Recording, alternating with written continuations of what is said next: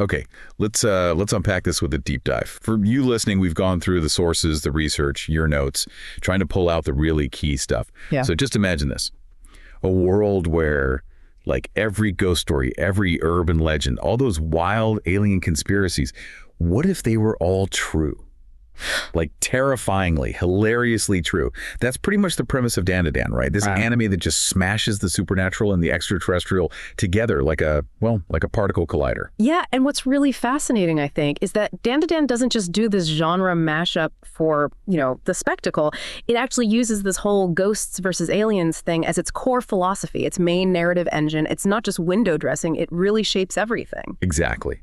And for this deep dive, we're not just going to, watch the show. We want to peel back the layers, understand how Dandadan weaves together folklore, modern life, identity, all that stuff. We'll look at how this kind of chaotic collision messes with beliefs, how it pushes the characters, and how it ends up building this really vibrant modern mythology. Might make you rethink some things. Mm-hmm. We'll definitely get into the specifics behind the creatures, where they come from, and how these totally different kinds of beings, ghosts and aliens, become ways to explore really human themes, growing up, dealing with trauma.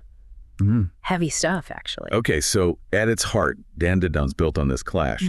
You've got earthly spirits, ghosts, yukai, those Japanese supernatural things full of human emotion tied to tradition. And then you have these cold, almost clinical aliens, cosmic beings, driven by logic maybe, not feelings. It really is ghosts versus aliens, and you see it right away in the main characters. Momo Ayase, total ghost believer, and Kintai Kakura, or Okarun, who's all about the aliens. Right. And what's brilliant is it's not just like a high concept gimmick. Their disbelief in each other's thing. Yeah. That sets up the whole story because the plot immediately goes and violently proves both of them right, which forces them into this totally new reality where basically everything is possible. Everything's real. This clash of how they see the world, Momo's intuitive sort of faith-based view versus Okarun's more, let's say, pseudoscientific view that's fundamental. The show just shatters those rigid views right off the bat. It suggests pretty strongly that growth means embracing complexity, not sticking to one answer.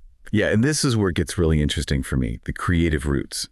The creator, Yukinobu Tatsu, he actually pointed to that 2016 Japanese horror film, Sadako vs. Kayako, as a big influence. He loved how it was silly in a good way. That monster versus monster fight could be fun, not just scary. And for the aliens, he looked at Tonarita's designs from Ultraman, that classic old school sci-fi look, but like creepy. So you get this fusion, Japanese horror meets tokusatsu sci-fi. That's basically the show's DNA. And the anime adaptation, with Fuga Yamashiro directing and Science Arnold animating it, they really translate that visually. You notice how the yukai always have these warm organic colors, reds, oranges, yellows, and the animation feels fluid, hand-drawn almost, emphasizes their emotional side. But the aliens, they get the cold colors, blues, sterile whites, often using CGI to make them feel unnatural. Yamashiro even said, the goal was to make ghosts feel warm and relatable while aliens felt cold and inorganic. So that core conflict, it's baked right into how the show looks and feels. It's smart visual storytelling. Okay, so we have this foundation, this clash. What does that mean for the world these characters are running around in? Season 1 of Dandadan is just... it's packed. A truly global, modern bestiary. It's myths, legends, conspiracies all mixed up. It's like a field guide to everything paranormal, you could say. And each creature, each entity, it serves a purpose in this story. Keeps you guessing. Yeah, and that chaos is reflected in the power system, too. It's meant to be unstructured, unpredictable, like the world itself. It's not like a lot of shonen series where you have these really strict rules for powers. Here, abilities are all over the place. They come from this loose idea of ki, life force, so you get innate powers, like Momo's psychokinesis, or powers from a curse, like Okarun getting possessed by Turbo Granny, or even tech-based powers from the aliens. This mix means every fight, every encounter is a totally new puzzle. They have to be clever, not just strong. Right. And just to give you a feel for this mix, we can't cover all of them, obviously, but just look at the range. You have Turbo Granny, the speed demon yukai straight out of Japanese urban legends. Yeah. Then you have the Serpoians, these cloning aliens pulled from like 20th century American UFO lore. Project Serpo, right? Exactly. It shows how global the weirdness is in this show. Now, if we zoom in on one, Turbo Granny is just a masterclass in how Dandadan handles folklore. She starts as this pure horror thing, but becomes, this really complex, messed up mentor figure who, yes, steals genitals. It's wild. Her origin, Turbo Bachan. That legend popped up in the 80s, 90s, came out of Japan's whole car culture era. She's kind of the embodiment of this specific modern fear, right? The ancient, the scary old thing crashing into our fast-paced world. And Dandadan nails that initial horror. Okaroon in the tunnel, her look, and that bizarrely specific threat losing his testicles. It's genuinely unsettling. And yeah, it definitely taps into those awkward adolescent anxieties about bodies and stuff. The Dandadan just flips it. Yeah. And it's brilliant. The curse Yeah. should cripple him, right? But nope, it becomes his power source. He gets her crazy speed or strength. It's that classic possessed hero thing you see in shonen, like Naruto and the Fox. But Dandadan makes it hysterically weird and funny. Yeah. I mean, your power boost comes from this Ludo lady obsessed with your banana. Yeah. It manages to be both disturbing and laugh out loud funny at the same time. And the real genius part is how she gets sort of domesticated. After this big fight, she gets sealed in a Meidakineko, the lucky cat statue. So she goes from this free-roaming nightmare to basically a grumpy household object and part of the main cast. She becomes this chaotic guide, giving cryptic advice, lending power. Her whole arc feels like a metaphor for dealing with your fears. You don't just kill them off, you understand them, contain them, maybe integrate them. They become part of your strength, weirdly enough. And just think about her journey technologically, too. From tunnels, the symbol of speed in her original legend, to transmitting herself through Momo's old phone. Cars were modern in the 90s. Smartphones are modern now. Right. It shows folklore isn't static. It adapts. It learns tech. It really drives on that mix of old and new, seamless and chaotic. Okay, so Turbo Granny brings the laughs, the weirdness, the terror. But Dandadan also gets really, really poignant with some yukai, especially those whose stories are tangled up in human tragedy. Like the creator, Tatsu, said, monsters and yukai, they were human first. They didn't want to become what they are. They're carrying conflict. They're not just things to fight. They're souls maybe you need to understand. Acrobatic Silky is such a powerful example of that. Her urban legend source, Acrobatic Sarasar, paints her as just pure menace. Scary figure, but Dandadan gives her this absolutely heartbreaking backstory.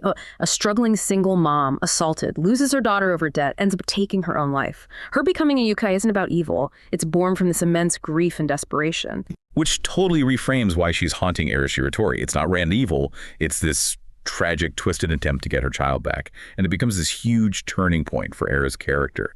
It shatters her whole shallow view of the world. The climax isn't a big fight, it's empathy. Era embraces her, calls her mother, and Silky finds peace, even sacrifices herself to save Era. It's a powerful message. Sometimes winning means understanding, not just overpowering. And then there's the earthbound spirit crab, another layer, this huge crab monster. It turns out to be an amalgamation, a collection of vengeful spirits en rye of girls murdered in that same tunnel. Defeating it is like a spiritual cleansing, a release for them. And it even adds maybe another layer to Turbo Granny, right? Her being so territorial there. Maybe she was sort of guarding those tormented souls in her own chaotic way. Yeah, that's interesting. And this pattern of powerful, tragic female yukai born from suffering, it feels like social commentary too. Their backstories often involve very specific gendered violence, poverty, assault, femicide. And that contrasts so sharply with the first big alien villains, the Serpoians, this cold, all-male race trying to steal female reproductive organs. Right. The dichotomy works on that level too. So the supernatural clash becomes this lens on real-world issues of violence, grief, social scars. Makes you think. Okay, shifting gears. Let's talk about the aliens. The other side of the coin, they represent a totally different threat, right? The other, they're impersonal, advanced, often just incomprehensible. And they draw a lot from American UFO stuff, cryptids from the 20th century. They tap into fears about invasion, losing control of your own body, that kind of thing. The Serpoians are a perfect example. They're basically straight out of the Project Serpo conspiracy theory, that supposed exchange program with aliens from Zeta Reticuli. Dandadan makes them this all-male race who, because of cloning, they've lost the ability to reproduce, and maybe more importantly, lost emotion. So their mission on Earth, it's purely clinical: abduct human females, study their reproductive systems. Yeah, and their methods just scream cold science, using psychic powers to manipulate brainwaves, induce arousal just to prep bodies for organ harvesting. That's straight up sci-fi body horror. The human body as just parts. Yeah. And there's not motivated by hate or anything. It's just dispassionate biology for them. That lack of emotion makes them deeply alien, terrifying in a way the yukai aren't. It's the fear of the completely uncaring unknown. And if the Serpoians are like cold strategists, the Flatwoods monster is something else entirely. Raw cosmic force you can't understand. Comes from that famous 1952 cryptid sighting in West Virginia. The anime turns it into this giant, silent, almost sumo wrestler-like being that just traps Momo and Okarun's house in this weird, empty space. It doesn't explain itself. It doesn't seem to want anything specific. It's like a walking natural disaster. And they don't beat it with brute force. Momo has to figure out the rules of its weird reality bubble and exploit them. It's about brains, not just brawn. That contrast is so important, isn't it? Yukai come from human feelings, grief, anger, love. Aliens run on cold logic, or they're just these unknowable natural forces. And that lets the show use the aliens as metaphors for different kinds of modern anxieties, like the Serpoians losing emotion through cloning, that taps into fears of dehumanization, maybe through technology or medicine, making us feel like objects. Yeah, definitely. And the Flatwoods monster. That sudden, inexplicable disruption, like a natural disaster or, a pandemic hitting, forces totally outside your control. It resonates with that feeling of powerless uncertainty we sometimes face. It really makes the show feel relevant, despite the absolutely crazy premise. Okay, so bringing it all together, what's the big picture takeaway here? We've seen these supernatural elements aren't just cool monsters of the week. They're like the load-bearing walls of the whole series. This wild mix of folklore, urban legends, UFOs, it's woven right into the story's fabric. It drives the plot. It shapes who the characters become. Yeah, and what's key, I think, is how Dandadan kind of flips the script on the hero's journey. The plot is almost entirely driven by the supernatural. Think about the start. Okarun gets cursed by Turbo Granny, Momo gets abducted by Serpoians. That kicks everything off. The characters aren't really setting out with big goals. They're constantly reacting, scrambling to deal with the next weird thing that shows up. The story moves because the paranormal world is just relentlessly active. It forces them to adapt, to grow, just to survive day to day. It's growth out of necessity almost. And deeper than that, these crazy encounters, they feel like powerful metaphors for being a teenager, right? That really blunt, sometimes crude focus on their bodies, their genitals. Yeah.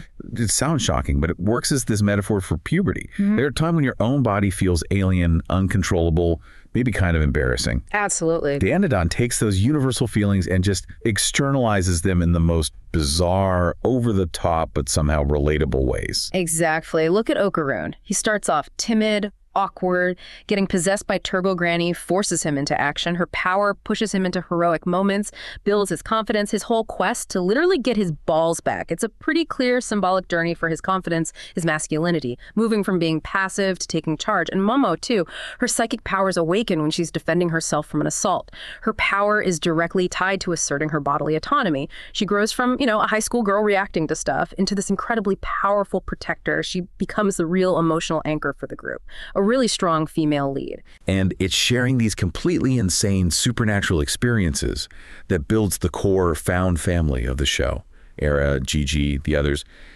And they get pulled in because they're also affected by this weirdness. They start as outsiders, rivals, maybe loners, but they find community, find purpose by facing down ghosts and aliens together. It's like Dandadan is saying, true connection.